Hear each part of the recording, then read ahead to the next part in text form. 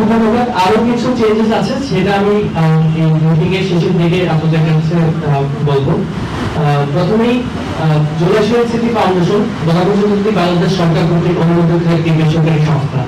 জুলাই শহীদ স্মৃতি ফাউন্ডেশনের প্রতিষ্ঠাতা ডক্টর মোহাম্মদ ইউনূস, প্রথম উপদেষ্টা গণপ্রজাতন্ত্রী বাংলাদেশ, এবং এটি প্রতিষ্ঠার তারিখ হলো 10 আগস্ট। আমরা এখন পর্যন্ত কি কি আমাদের লক্ষ্য উদ্দেশ্য রয়েছে সেগুলো একটু আপনাদের সামনে বলছি। 2024 সালের জুলাই আগস্ট সংগঠিত ছাত্র জনতা আন্দোলনের শহীদদের কল্যাণার্থে তাদের পরিবারকে আর্থিক ও মানবিক সহায়তা, পরিবারের সদস্যদের কর্মসংস্থান বা অন্য কোনো উপযুক্ত সুবিধা প্রদান, 2024 সালের জুলাই আগস্টে সংগঠিত ছাত্র জনতা আন্দোলনে আহত বা বন্ধুত্ব বহনকারী ব্যক্তিগতের ওষুধপত্র সহ প্রয়োজনীয় চিকিৎসা সেবা প্রদান, কর্মসংস্থান, আর্থিক ও মানবিক সহায়তা প্রদান বা অন্য কোনো উপযুক্ত সুবিধা প্রদান, পরিবারের সদস্যগণের জন্য শিক্ষা বৃত্তি, কর্মসংস্থান বা অন্য কোনো উপযুক্ত সুবিধা প্রদান, ফাউন্ডেশনের উদ্দেশ্য পূরণকল্পে বিভিন্ন প্রকল্প বা কর্মসূচি গ্রহণ, যে কোনো ব্যক্তি বা দেশি বা বিদেশি প্রতিষ্ঠানের সাথে চুক্তি সম্পাদন, ফাউন্ডেশনের উদ্দেশ্যের সাথে সামঞ্জস্যপূর্ণ যে কোনো ব্যবস্থা নেব। আমি এই কাগজটা আপনাদের কাছে দিয়ে দেবো যাতে আপনাদের জন্য সুবিধা হয়। আমাদের গভর্নিং বডির সদস্য সংখ্যা সর্বমোট 6 জন। আপনারা জানেন আমাদের গভর্নিং বডির থেকে ইতিমধ্যেই নাহিদ ভাই, সাবেক তথ্য উপদেষ্টা নাহিদ ভাই রিজাইন নিয়েছে, যেহেতু সে একটা পলিটিক্যাল পার্টির সাথে অ্যাফিলিয়েট হয়েছে। তাই একটি জায়গা খালি ছিল, সেখানে আমি সিইও থেকে রিজাইন নেওয়ার পর আমাকে গভর্নিং বডির সদস্য হিসেবে এই সভা আমাকে মনোনীত করেছে। এপ্রিল 2025 তারিখ পর্যন্ত জুলাই শহীদ স্মৃতি ফাউন্ডেশনের গৃহীত কার্যক্রম হলো, আমরা এখন পর্যন্ত জুলাই শহীদ স্মৃতি ফাউন্ডেশনের অনুকূলে আর্থিক অনুদান প্রদানের জন্য ভ্যাট ও ট্যাক্স মওকুফ পেয়েছি। অর্থাৎ যারাই জুলাই শহীদ স্মৃতি ফাউন্ডেশনে ডোনেশন করবে বা আর্থিক অনুদান দিবে, তাদের সেই টাকার উপর কোনো রকম ভ্যাট ট্যাক্স হবে না, সেটি মওকুফ হবে।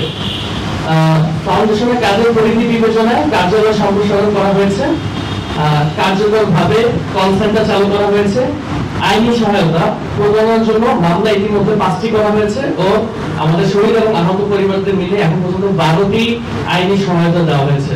মনোসামাজিক চিকিৎসার ব্যবস্থা করা হয়েছে 140 জনকে। শহীদ আহত পরিবারের সাথে গভর্নিং বডি ও নির্বাহী কমিটির সদস্যদের সাক্ষাৎ ও সুচিকিৎসার ব্যবস্থা করা হয়েছে।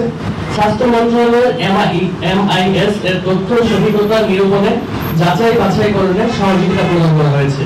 ইতিমধ্যে প্রায় 100 জন শহীদ পরিবারের এবং আহতদের যোগ্যতা অনুযায়ী কর্মসংস্থানের ব্যবস্থা করা হয়েছে। শহীদ পরিবার এবং আহতদের চিকিৎসা ব্যবস্থা ত্বরান্বিত করার জন্য আন্তঃমন্ত্রণালয় সমন্বয় করা হয়েছে।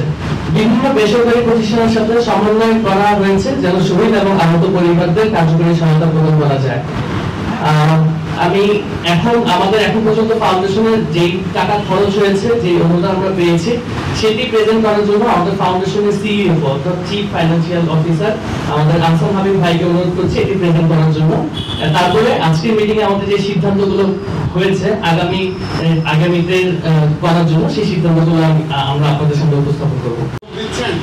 কি কারণে আপনি প্রধান নির্বাহী কর্মকর্তা থেকে পদত্যাগ করলেন? আর এই যে আপনি পদত্যাগ করে আপনি নবনির্বাচিত সদস্য হিসেবে থাকছেন, এই কারণটা কি? মানে আমার রাজনীতিতে যুক্ত হওয়ার কোনো ইচ্ছাই আমাদের এখন নেই,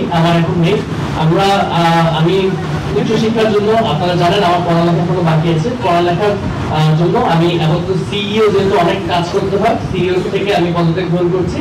আমি পরবর্তী এবং গভর্নিং বডিতে দায়িত্ব গ্রহণ করছি। আর কিছু